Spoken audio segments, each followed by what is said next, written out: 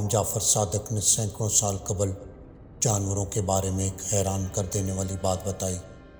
آپ نے فرمایا، پرندے، کیڑے اور جانور بھی یقینی طور پر طبعی موت مرتے ہیں، لیکن ان طبعی موت مرنے والے پرندوں کے مردہ جسم کسی کو نظر نہیں آتے۔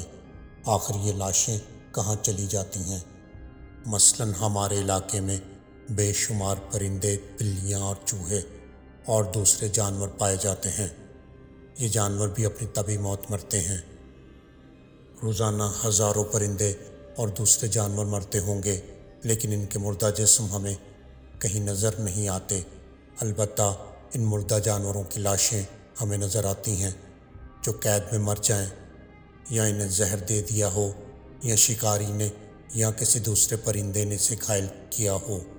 امام جعفر صادق فرماتے ہیں، یہ مردہ اجسام تمہیں اس لیے نظر نہیں آتے کہ چوپایوں، پرندوں اور دوسرے جانوروں کو اپنی موت کا علم اللہ کی طرف سے پہلے ہی ہو جاتا ہے۔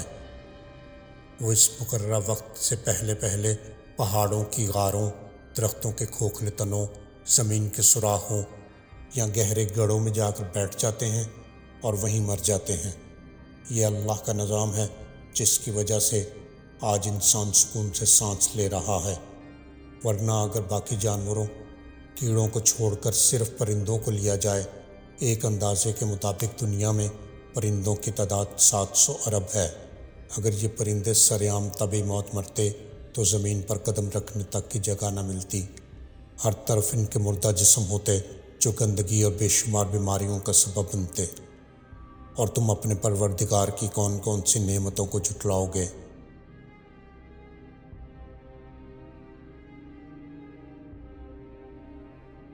ایک بوڑھی خاتون نے ریڈیو اسٹیشن فون کیا کہ وہ کئی دنوں سے بھوکی ہے اور کئی دنوں سے صرف سوکھی روٹی اور پانی پر گزارا کر رہی ہے، اور کہا کہ اللہ کی راہ میں اسے کچھ کھانے کے لیے دیا جائے۔ ایک منکر خدا بھی اس کی گفتگو سن رہا تھا،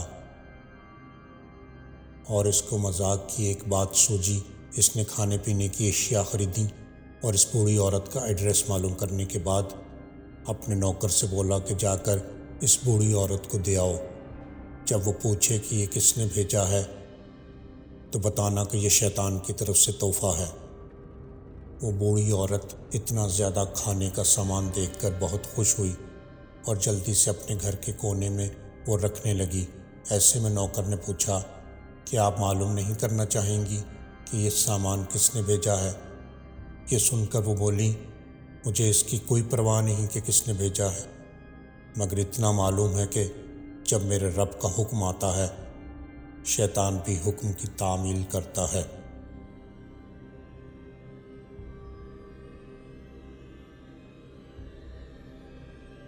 ایک دن راہ چلتے ہوئے ایک چور نے ایک شخص کا پرس مار لیا۔ پرس میں بہت سارے پیسے تھے، اور اس پرس پر ایک دعا بھی لکھی ہوئی تھی، اور اس پرس کے ایک خانے میں اس شخص کا پتہ اور نام بھی لکھا ہوا تھا۔ وہ چور لکھے ہوئے پتے پر پہنچا اور اس شخص کا پرس اس کو واپس کر دیا۔ اس شخص نے چور سے پوچھا کہ تم آرام سے یہ پیسے رکھ سکتے تھے، واپس کیسے کر دیے؟ چور نے جواب دیا، آپ نے پرس پر جو دعا لکھوائی ہے، اس عقیدت پر لکھوائی ہوگی کہ اگر یہ کھو جائے تو اس دعا کی برکت سے آپ کو واپس مل جائے۔ میں چور ضرور ہوں، لیکن صرف مال و دولت کا، کسی کا عقیدہ چوری نہیں کر سکتا۔ اگر میں آپ کا پرس واپس نہ کرتا تو آپ کا اعتقاد اس دعا پر کمزور پڑ جاتا، تو تب میں آپ کے ایمان کا چور ہوتا، اور یہ مال و دولت کی چوری سے 1000 گنا بڑا گناہ ہے۔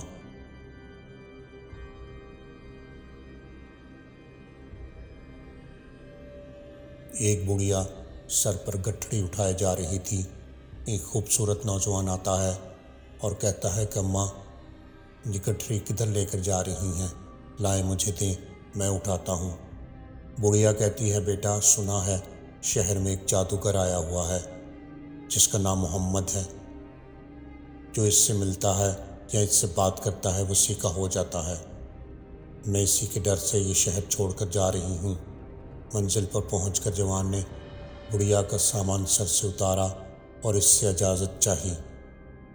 بڑھیا نے بہت سی دعائیں دیں اور کہا کہ چہرے سے تو کسی اعلیٰ خاندان کے لگتے ہو اور بہت نیک بیٹے ہو، تم نے میری مدد کی ہے، میری نصیحت مانو تو تم بھی اس جادوگر سے بچ کر رہنا۔ ارے ہاں، میں تمہارا نام تو پوچھنا ہی بھول گئی، بیٹا کیا نام ہے تمہارا؟ وہ جوان مسکرا کر کہنے لگا، اماں جی میرا نام محمد صلی اللہ علیہ وآلہ وسلم ہے۔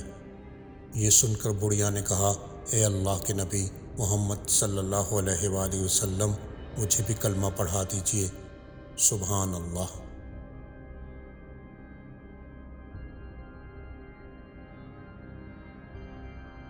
ایک اللہ والے سے کسی نے اپنے مقدر کی شکایت کرتے ہوئے کہا، جو کام کرتا ہوں الٹا، جو کام کرتا ہوں الٹا، میرے تو سارے کام ہی الٹے پڑتے ہیں۔ انہوں نے پوچھا، مہر دیکھی ہے؟ کہنے لگا، جی۔ پوچھا، یہ بھی جانتے ہو کہ مہر پر لکھائی کیسے ہوتی ہے؟ کہنے لگا، مہر پر الٹے الفاظ لکھے جاتے ہیں۔ انہوں نے پوچھا، میاں جانتے ہو کہ وہ سیدھے کیسے ہوتے ہیں؟ کہنے لگا، جب مہر کاغذ پر لگتی ہے تو الفاظ سیدھے ہو جاتے ہیں۔ آپ نے فرمایا، جس طرح مہر اپنا ماتھا کاغذ پر ٹیکتی ہے تو اس کے الٹے الفاظ سیدھے ہو جاتے ہیں، اسی طرح تو بھی وضو کر کے مسجد میں جا اور اپنے مالک کے حضور ماتھا ٹیک، سجدہ کر، تیرے بھی الٹے کام سیدھے ہو جائیں گے۔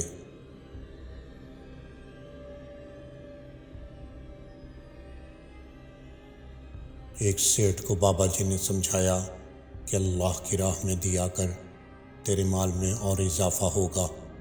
سیٹھ دل میں لا گیا اور کہنے لگا، بابا جی میرے خون پسینے کی کمائی میری محنت سے بڑی ہے، فضول لوگوں پر خرچ کرنے سے کم ہوتا ہے، بڑھتا نہیں۔ اسی دوران ایک شخص نے سیٹھ سے اللہ کے نام پر سوال کر لیا۔ بابا جی بولے، اسے 100 روپے دے اور دیکھ رب کیسے 700 گنا بڑھاتا ہے۔ سیٹھ زور سے ہنسا مگر اس نے 100 روپے ایک فقیر کو دے دیے۔ بابا جی سیٹھ کو لے کر فقیر کے پیچھے چل دیے۔ فقیر نے ایک دکان سے 100 روپے کا دودھ خریدا اور چلا گیا۔ بابا جی سیٹھ کو لے کر وہیں کھڑے رہے۔ کچھ دیر بعد دودھ سپلائی کی گاڑی آئی تو دودھ والے نے غلے کی ساری رقم اسے دے دی۔ سپلائی والا بھینسوں کے باڑے میں پہنچا اور رقم گوالے کو دے دی۔ اسی اثناء میں وہاں چارے کا بیوپاری آ گیا تو گوالے نے وہ رقم اسے تھما دی۔ چارے والا اپنے ٹرک میں بیٹھا اور مکینک کی دکان پر جا پہنچا۔ وہاں اس نے ٹرک کے لیے ایک دکان سے موبائل خریدا۔ اسی دوران موبائل کمپنی کی گاڑی وہاں آ کر رکی۔ اس نے دکان والے کو موبائل سپلائی کیا اور دکان والے سے رقم لی۔ دوسری طرف بابا جی کے ساتھ کھڑا ہوا سیٹھ سکتے کے عالم میں موبائل والی گاڑی کو دیکھ رہا تھا، کیونکہ یہ گاڑی اس کی اپنی کمپنی کی تھی۔ سیٹھ نے گاڑی والے سے پوچھا، اس دکان سے کتنا کیش لیا ہے؟ گاڑی والے نے سیٹھ کو جو رقم بتائی، وہ سنتے ہی سیٹھ وہیں کھڑے کھڑے سجدے میں گرا اور دھاڑے مار مار کر رونے لگا۔ 100 روپے کے بدلے میں پورے 70,000 روپے اس کی کمپنی میں واپس آ چکے تھے۔